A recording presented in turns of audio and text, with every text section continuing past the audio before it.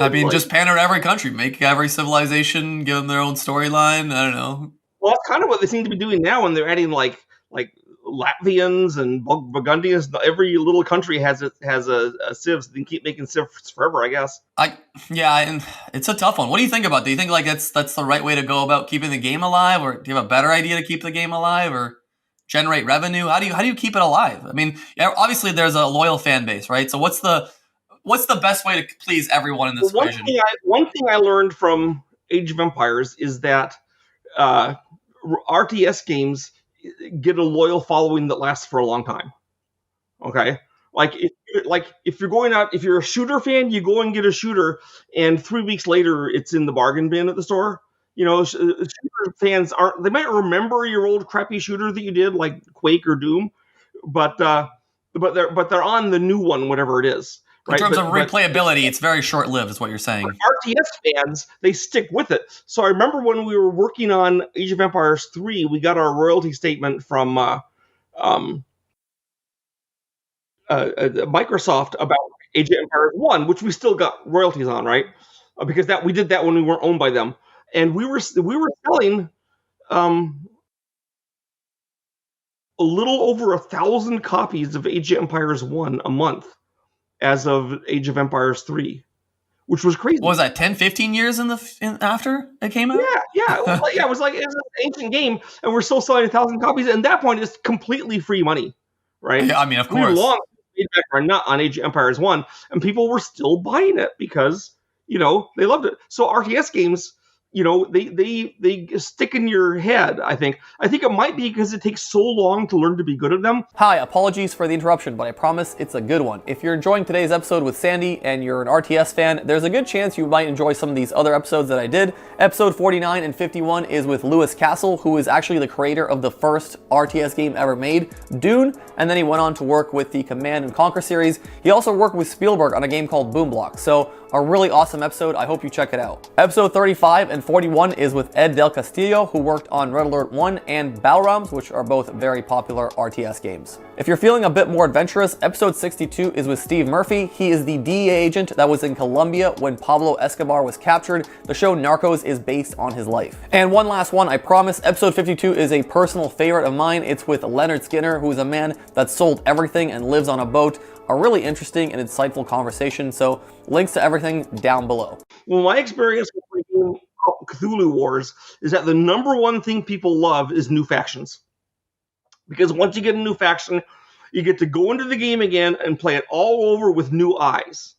New maps aren't as big a deal. New campaigns they're nothing on RTS, right? So what people want is new factions. So yeah, I think new factions will inspire people who are thinking about dropping off a reason to go, well, I gotta try the Danish, I don't even know if that's a civ now, but I wouldn't be surprised if it is. I don't think it is. But hey, if they're listening right now, if someone from the team is listening, you better pay Sandy. Yeah, sure. I got to try the Uzbeks or whatever it is. Right. And so it brings them back into the game to try it out. And then if it's fun, which hopefully you've made it fun, then presto, you've got people that are fans. And so yeah, new factions is, in my experience, the way to make people the most interested in retrying the game. In a game like Age of Empires, like in a shooter, you don't have that option. You can get a new gun or something, but it's not really the same as a new faction. It's not, right? New faction, everything about your game is different with a new faction. Another thing to keep in mind is content as well, right? You want also people to have fresh content as for YouTubers, streamers. Like that's another element that you didn't have to think about when you were creating games, right? Because the streamers then get to have fun doing new campaigns or trying out new civs. Here's how to play the Uzbek, here's how to play the Eskimos. Right. Whatever they're trying to do.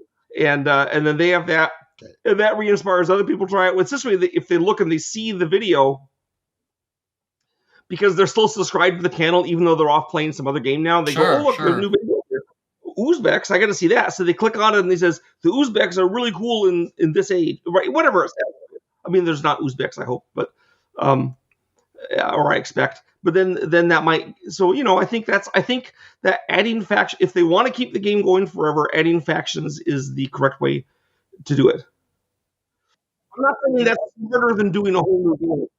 I mean, right. Look at a game like Magic the Gathering, right, where they add, I would say, Because similar mechanics all the time.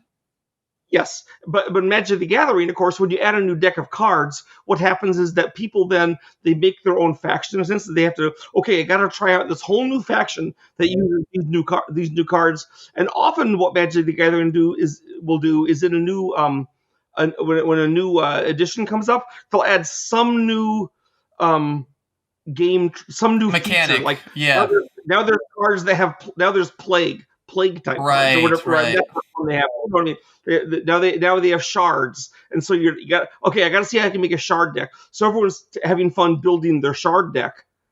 Well, Magic's at a place where it's been around. They can bring back old mechanics that are like forgotten, and they say, "Oh, this is an old mechanic from 30 years ago. We've reinvented it a little bit, or we took it out because everyone hated it, but now you're gonna love it because you've forgotten how bad it was."